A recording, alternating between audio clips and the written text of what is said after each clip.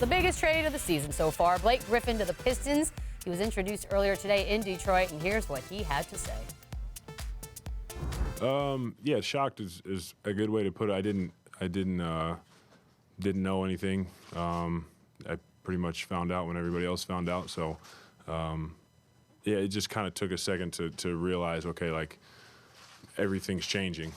The fact that this town embraces their athletes and they embrace their sports teams, and they do have a great fan base for all sports.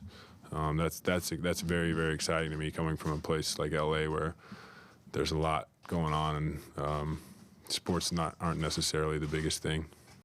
To recap, Pistons received Blake Griffin, Bryce Johnson, and Willie Reed. The Clippers received 2 starters in Avery Bradley and Tobias Harris, and the great Boban, along with 2 draft picks. Tracy, please, who is the biggest winner in this? Well, I first want to start off with this. You're talking about a guy that really was the face to change this franchise around when he was drafted here. Gave them, 8 great years. And for him to find out that he was traded is so, like everybody else, is so disrespectful to this guy, you know, for everything that he did for this franchise. That's foul. I mean, that's very foul. However, I actually think both of these guys came out on top, really. Okay. Detroit, you get a, all-star type of player, and Blake Griffin, who you team up with Andre Drummond, who is, coming into his own. He's an all-star this year. And then on top of that, you have Clippers, who cleared a lot of space for this upcoming offseason. You have one guy that has a guaranteed contract, left on your team after this season. That's Danilo Gallinari. That's it. So you get, 2 starters in Tobias Harris and Avery Bradley.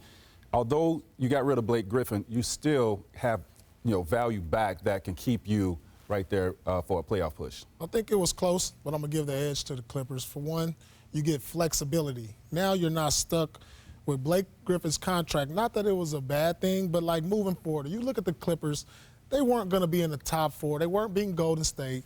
They weren't beating Houston. Who knows if they could beat OKC. But, that core has just not shown that it can get over the hump. Now you create flexibility in moving forward. You can say, all right, this is what we need. This is what we can do. We have money in the offseason. We can get draft picks now, and we can build for the future and possibly lining up some assets to get that player that we need, so that we can probably contend with Golden State and the Houstons of the world in a few years. Okay. As the fan up here, let me just tell you what I'm thinking as a fan about. Oh my God, how many years are you talking about? Because when you start saying picks and this and when you trade a Blake Griffin, you definitely set your franchise back a few years. Now they're not a contender, but what I'm saying, you have set yourself up for the future with flexibility.